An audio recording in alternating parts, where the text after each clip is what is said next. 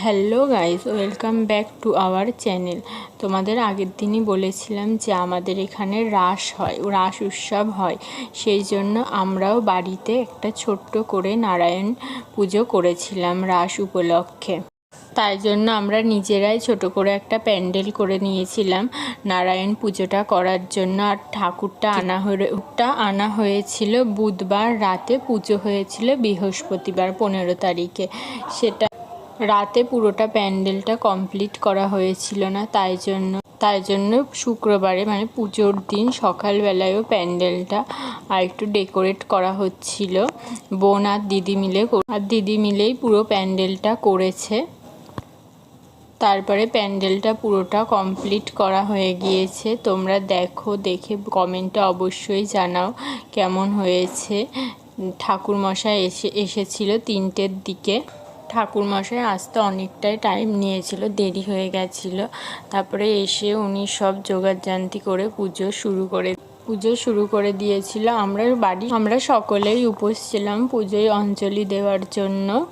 ঠাকুরমশাই এসে পুজো সব করছে, আর আমরা টেবিলের ওপরে করেছি, কারণ দুষ্টু মিষ্টু ছোট, ওরা যদি নষ্ট করে দেয় তাই। আর আমরা নিজেরা এর থেকে ভালো করে আর প্যান্ডেল করতে পারিনি, তাই জন্য ওইভাবেই করা হয়েছে। এইবার নেক্সট ইয়ার এর থেকেও ভালো করে প্যান্ডেল ডেকোরেট করার চেষ্টা করব।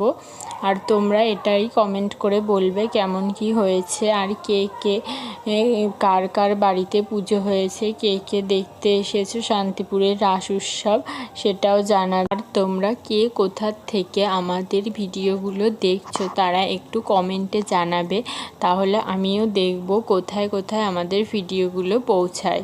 আমরাও একটু দাঁড়িয়ে দাঁড়িয়ে ঠাকুরমশাই পুজো দিচ্ছিল, সেটা দেখছিলাম। আমার তো পুজোর সব জিনিসপত্র জোগাড় করতেও ভালো লাগে, পুজো দিতেও ভালো লাগে, আর দেখতেও ভালো লাগে। তোমাদের কার কার পুজোর জিনিসপত্র জোগাড় করতে, পুজো দিতে ভালো লাগে সেটাও কমেন্টে। এই দিন সারাদিন পুজো টুজো করে সবাইকে প্রসাদ দিতে অনেকটা দেরি হয়ে গেছিলো, যেহেতু ঠাকুরমশাই 3টেয় এসেছিল।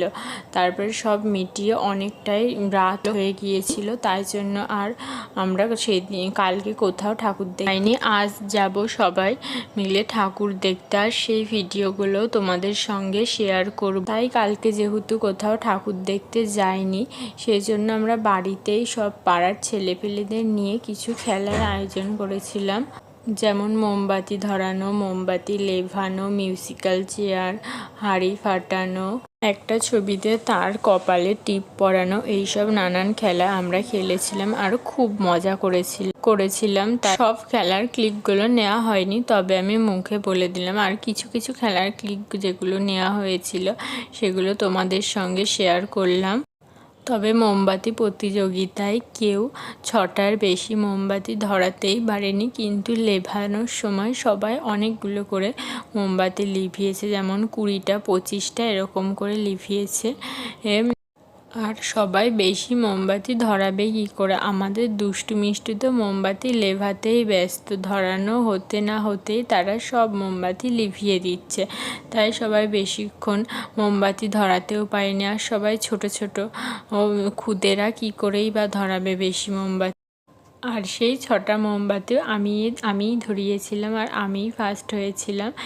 কোনো গিফট ছিল না, হঠাৎ করে প্ল্যান করা হয়েছিল বলে তাই আর কেনার টাইম হয়নি।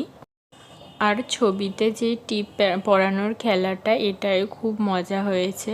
আর তোমরা কে এরকম টুজো হলে এইভাবে খেলা করো, ও মোমবাতি ধরানো, শঙ্খ বাজানো, উলু দেওয়া, এইসব খেলা খেলো বা করো, সেগুলো কমেন্টে জানাবে। হ্যাঁ জানি ভিডিওটা অনেকটাই লং হয়ে গেল, কিন্তু সবাই দেখো, ভালো লাগবে। অনেক খেলা টেলার ভিডিও, 2টো ভিডিওই প্রায় একসঙ্গে শেয়ার করলাম বলে অনেকটা লং হয়ে গিয়েছে। আর এই টিপ পরানোর খেলাটায় ভীষণ মজা হয়েছে, ভীষণ হাসি হয়েছে, কিন্তু কেউ ঠিকভাবে ঠিক জায়গায় টিপটা পরাতেই পারেনি কপালের মাঝে। কেউ টিপ পরিয়েছে ফটোর মাথায়, কেউ পরিয়েছে নিচে, কেউ কপালে ভুরুর ওপরে পরিয়েছে, নাকের ওপরে, ঠিক কপালের মাঝে কেউই আর টিপটা পরাতে পারে। আজকের জন্য এইটুকুই, বাই। আর সবাই ভালো থেকো, সুস্থ থেকো, আর রাধে রাধে। কমেন্টে সবাই রাধে রাধে বলে যেও।